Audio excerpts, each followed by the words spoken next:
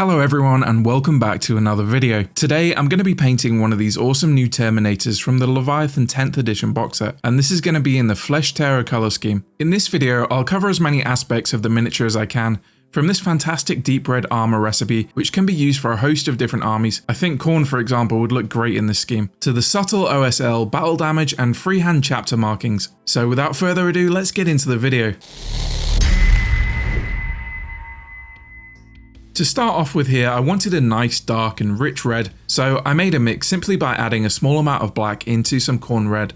Now you could also use Gal Vorbak for this, but I'm trying to match the box art fairly closely, and I found this was a bit too purple and also the coverage wasn't quite as good as the mix. So I made a bottle of this for consistency, and I would certainly recommend doing this if you're painting multiple models.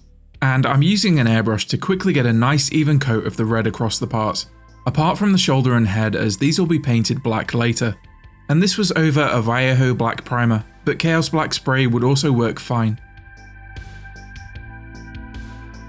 Now I quickly just went around the miniature and blocked out any details that would either be black or another colour later on, and this just helps to keep everything nice and neat, and it also avoids any overspill of the black paint around difficult to reach areas later on.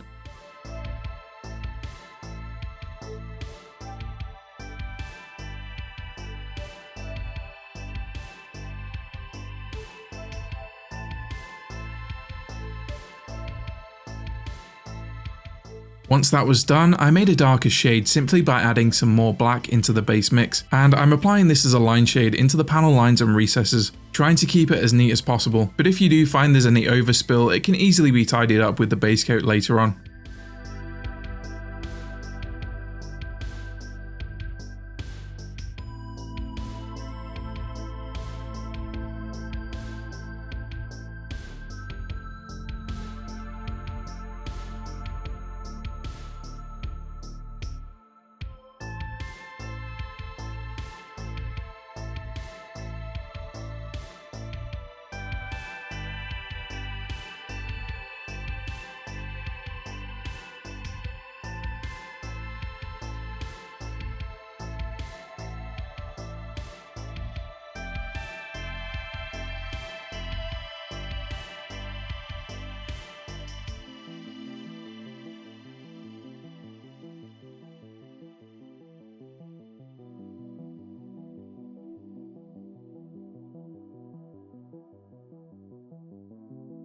Now for this miniature, I'm going to continue the shading with a softer glaze gradient towards the bottom of the legs and armor panels. You don't have to do this stage, obviously this is going to add some time to the miniature, and you can just leave the armor panels as a flatter solid colour.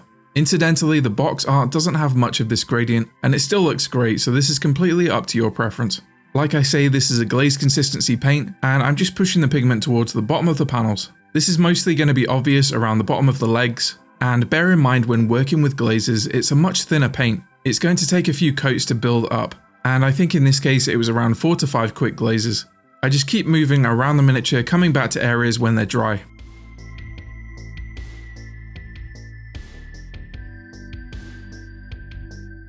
I tend to notice with red paint in particular that as soon as you add a shade to it, in this case black, that it'll tend to look quite patchy and messy.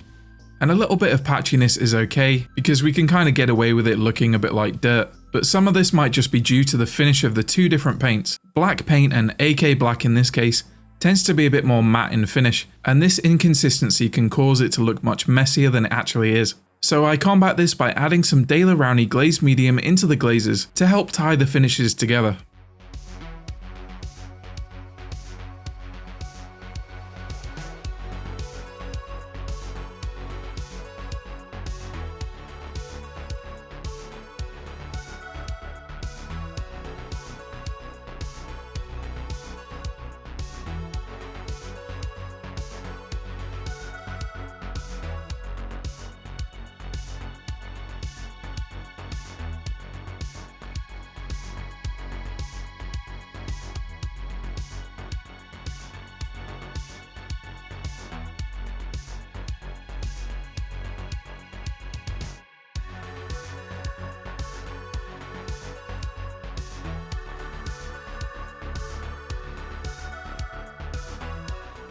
Now I went on to quickly black out the knee pad, as this area will have the chapter marking later on. And then it's time to glaze back towards the top of the armor panels with the base mix, and just quickly smooth out the transitions. You might find that you don't need to do this if you've been a bit more patient and neater than me, but mine was a little untidy still, and this stage just helped to soften out the transitions. So this time just pushing the pigment the opposite way with the brush. And remember, where you leave off with the brush is where most of the pigment will be left.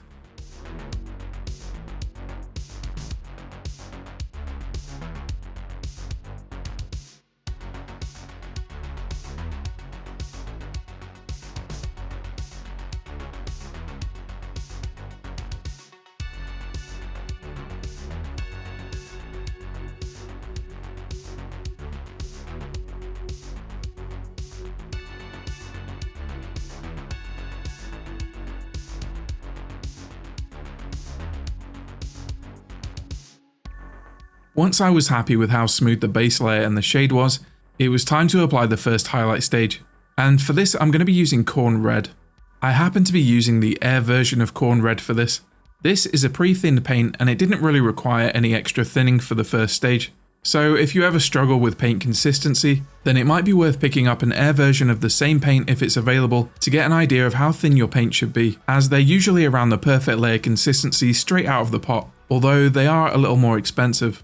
It's really important to get a good width with the first stage highlight, as this stage should still be visible once you've applied the next stages, and sometimes even I forget how thick to make it. But that's not a problem. If I start off a little too thin like this, then I'll apply another coat and make it a bit chunkier. And it can sometimes take a couple of layers to get a nice opaque highlight anyway.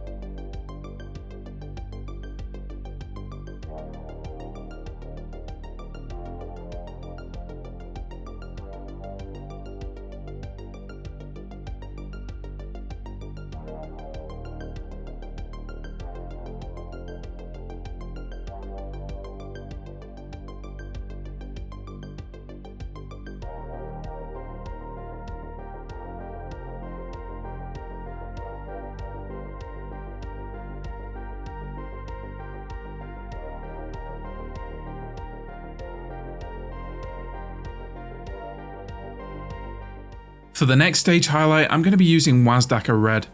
This was carefully placed within the previous corn stage and applied around all of the edges of the armor. At this stage, I start to switch to a sharper, smaller brush, just because I find I have a bit more control with it.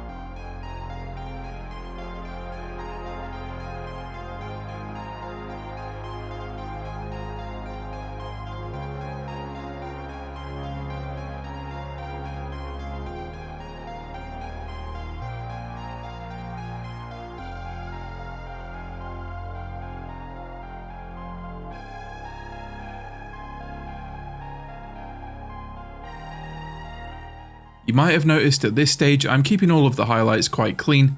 However, this is when you can start to add some chipping and scratches if you want to. And in fact, I did this on the Power Fist, which was painted separately. If you know from the start that you're going to add scratches and weathering, then you can definitely start from this stage. And it also helps as you can turn any small mistakes into scratches and battle damage.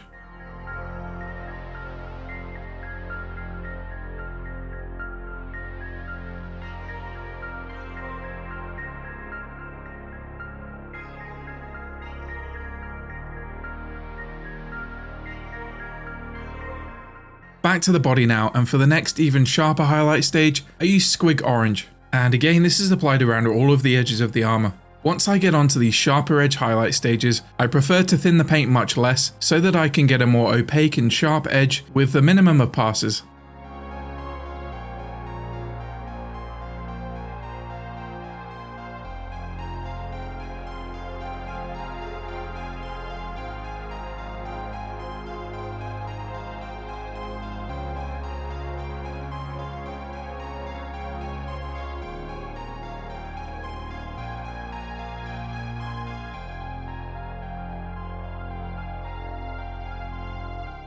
I will also try to angle the brush tip directly onto the edge of the piece, but if some edges are sharp enough, then there's no harm in using the side of the brush to more easily pick up the edge, especially if it's on a very long sharp edge, and these Terminators are really well sculpted for this.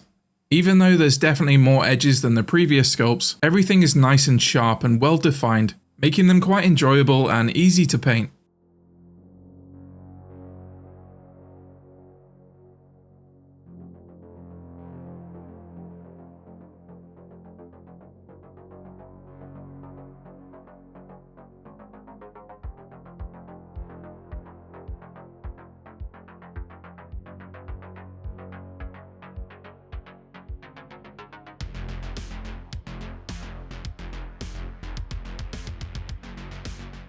For the final edge highlight, I made a 1-to-1 mix of Squig Orange and Ungor Flesh.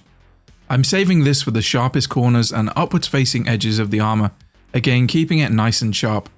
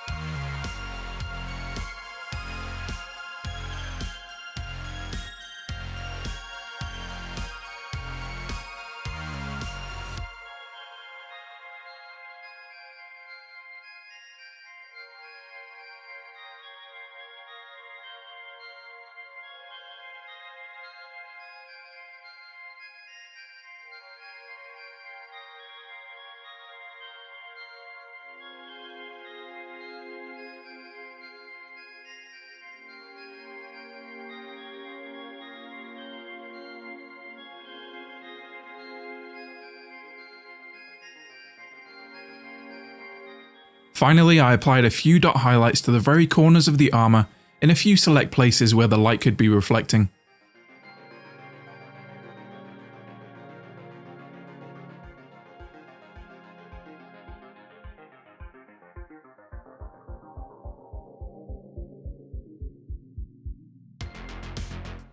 At this point I decided to add a bit of chipping and scratches to the armor, starting with Wazdaka and working up.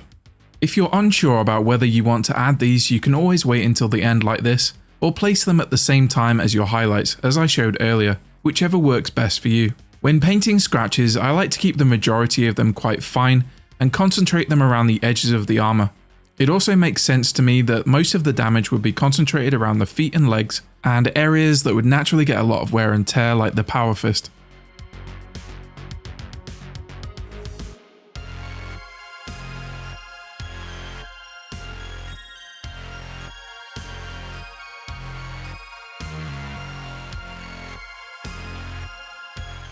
When I was done with the scratches, I gave some depth to a few of them just by placing a touch of Rhinox hide above the highlights, and this just emulates a deeper scratch into the paintwork and adds some interest and variation to the damage.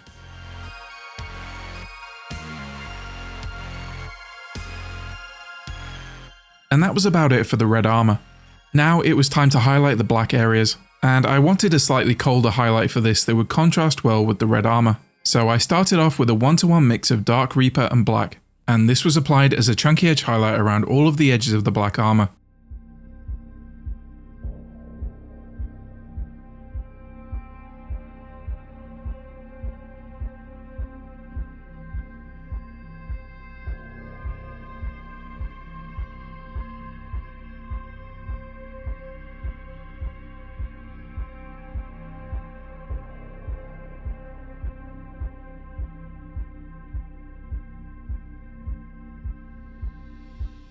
For the next highlight stage on these areas, I used pure Dark Reaper. This was applied within the previous stage and again around all of the edges.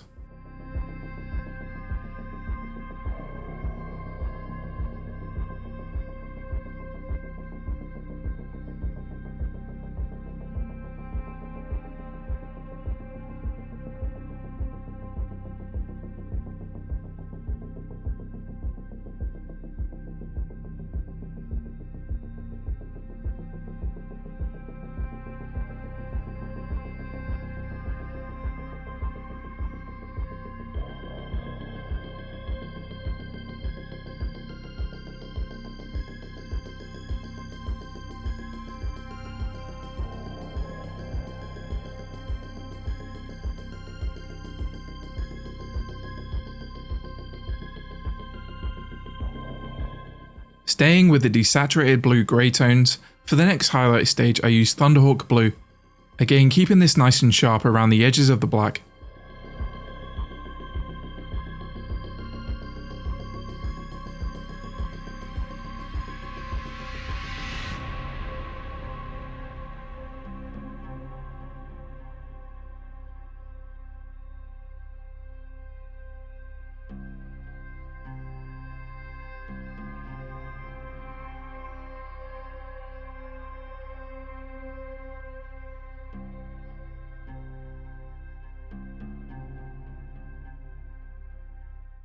For the final sharp highlight on the black, I went all the way up to Administratum Grey, which I'll be honest I think was a bit too stark, and if I was to do this again I would use a mix of 1-to-1 Dawnstone and Administratum instead. It still looked fine in the end, but I had to be super neat with the lines, and go back and tidy them a bit with the previous stage. The helmet of the new Terminators are super sharp and well defined compared to the now ancient previous plastic Terminators, and therefore I think it was much more enjoyable painting this area and picking out all those little details.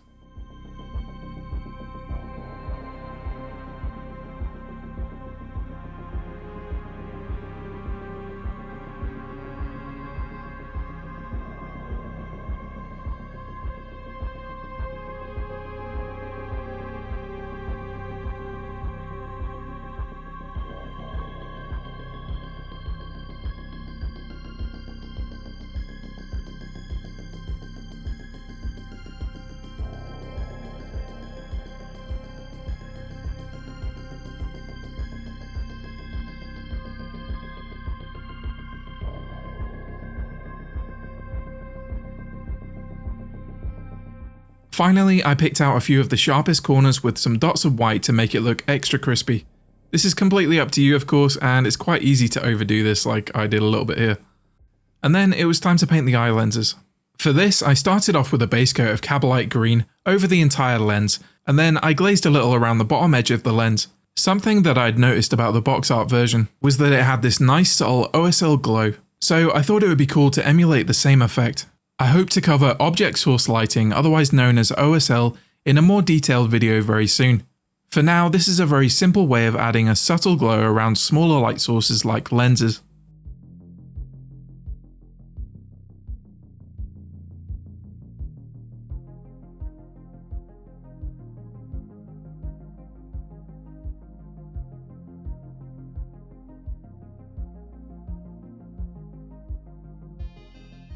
I then highlighted the bottom third of the lens with a 1:1 mix of moot green and Cabalite, again also glazing this stage around the bottom of the lens.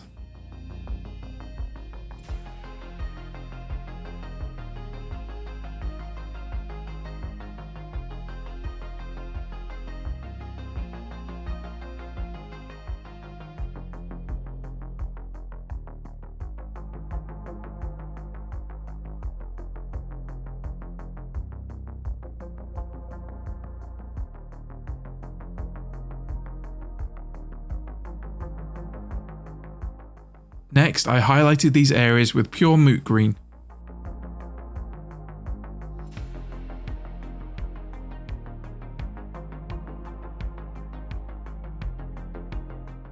This was then followed by adding ice yellow, basically Citadel Dawn yellow if you don't have that, into the moot green for the final sharp highlights. You can add a touch of this as a sharp highlight on the OSL area too, but just be aware that the lens itself should be brighter than the glow.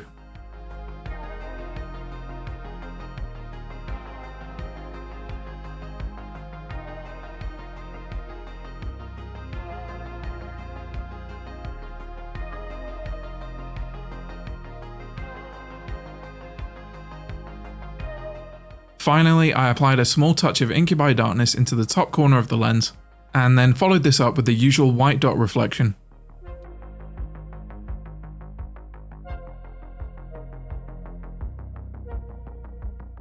With the head now finished, I could get it glued in place and then start to tackle the remaining details on the body. For the chest aquila, I used the same previous black recipe, and here's a quick bit of time-lapse footage of that area for anyone interested. This bit didn't take too long, around 10 minutes in total.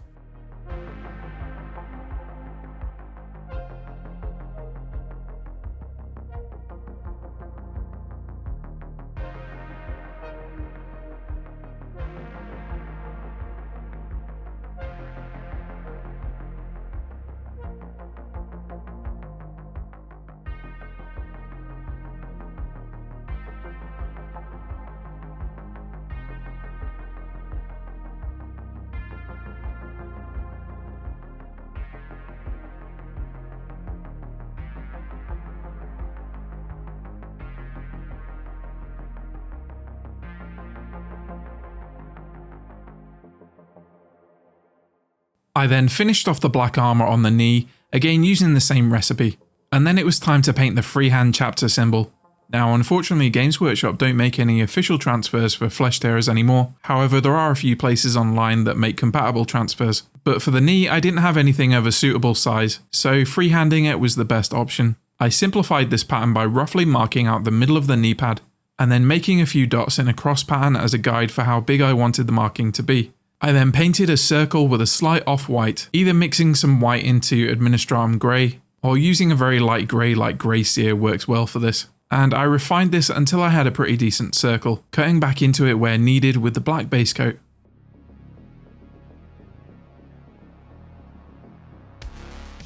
I then started to lighten towards the top half of the circle, simply by adding some white into the mix, and also tightening up the edges as I went. I'm trying to make this as accurate as I can, but small imperfections can be hidden later on with a bit of creative chipping and weathering. As long as I can get it fairly circular, I'm pretty happy. To make this bit easier, you could also find any suitable size circular transfer and then just paint over it, and this would get you a more accurate circle.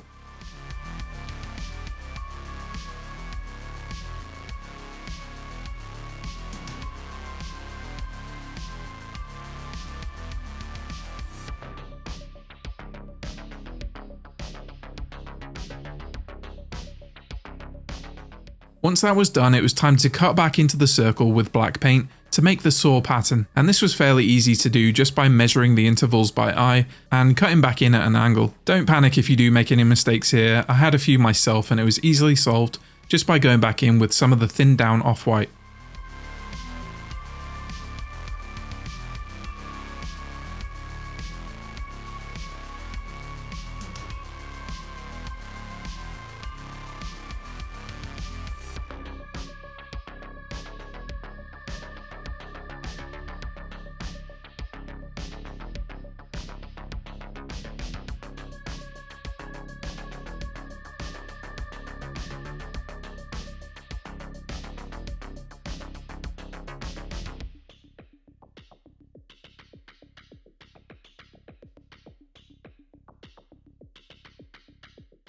Now for the blood drop, I could have just used a Blood Angel transfer for this, but I decided just to paint it in with a bright Mephiston red.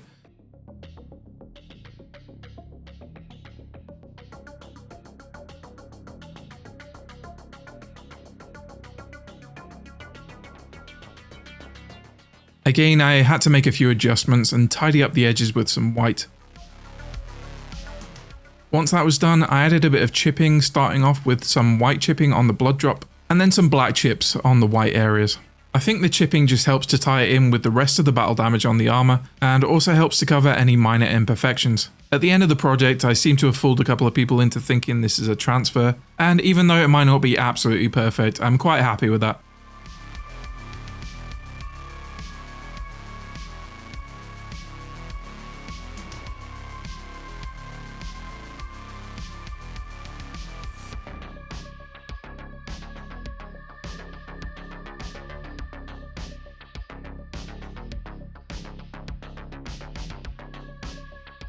Now on the box art version, I noticed that the fingers of the Power Fist were painted with a dark metal.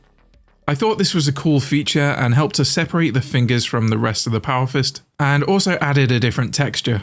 So for this, I made a dark metal base coat with AK Black and Vallejo Air Silver, and I just mixed in enough black until I had a nice dark metal, and then I base coated the fingers and also the casing of the bolter. I don't want to spend too long on these areas in this video, as I've covered lots of gunmetals in past videos, but I thought I'd just quickly show the recipe on the Power Fist. Another amazing base coat for this would be Vallejo Exhaust Manifold. It's a really nice warmer dark gunmetal, and the coverage is also fantastic. I went on to shade these areas using Rattling Grime. This is a contrast paint and it's kind of like a mix between Agrax and Nuln Oil, but it is much more concentrated, so you have to thin it down a bit with some water. I absolutely love this colour for adding some warmer oily shading into metallics, so I definitely recommend picking some up and trying it if you haven't already.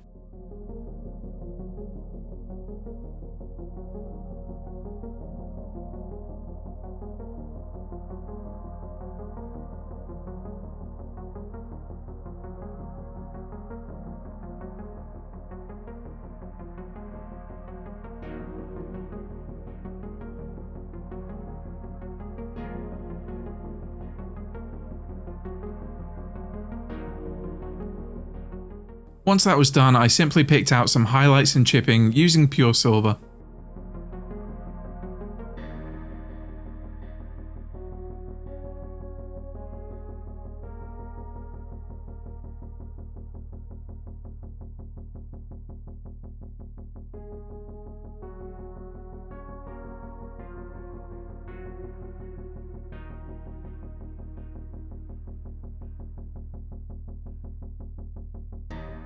Now I went on to pick out the brass details on bolter shells using Runelord brass. Unfortunately, I think my camera overheated here, and frustratingly I'm missing the footage for the shading, but this was done very quickly and easily with a wash of Gore-Grunta Fur contrast paint. And then I added a few highlights by mixing silver into the Runelord. All in, it took around 5 minutes to do and just enough time for me not to notice that the camera had shut off, and apologies for that, but it just happens sometimes. Moving on to these smaller lenses now, and I base coated these using Sotek Green.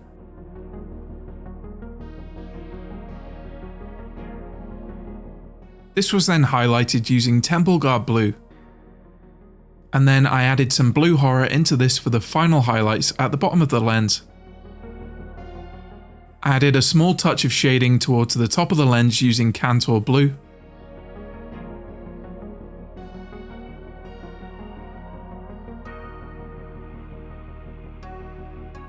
and then I finished off the lens with a dot of white inside the cantor.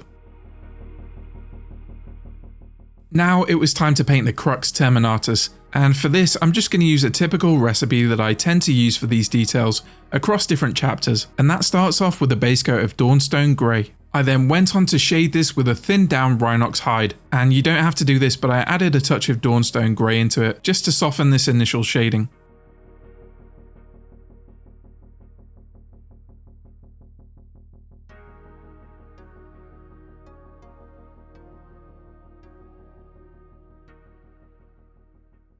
I then made a mix of around 2:1 Rhinox hide and black, thinning this down like a wash, and applying it into the deeper recesses.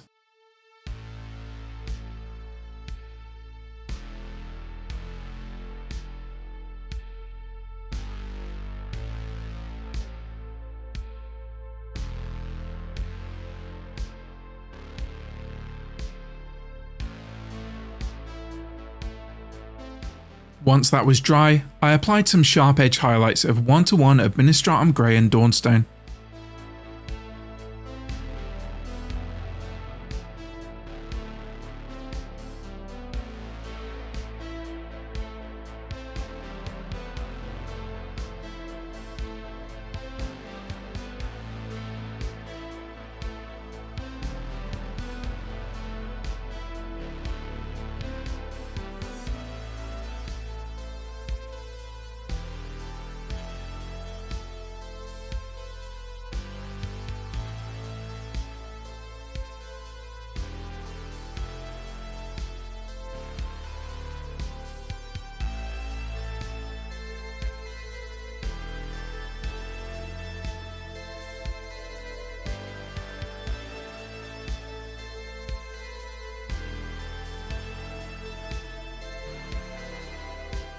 I then continued adding these highlights with pure Administratum Grey towards the most prominent edges and corners.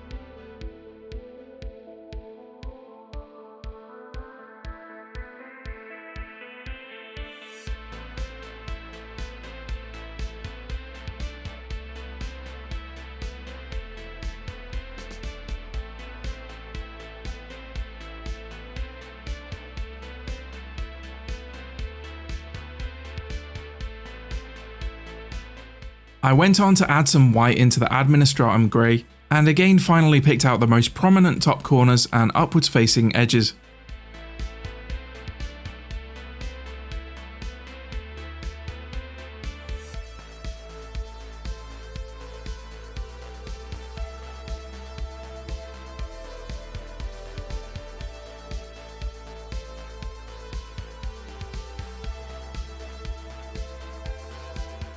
I finished off the miniature with the standard heavy metal basing recipe, and the flesh tear was now complete.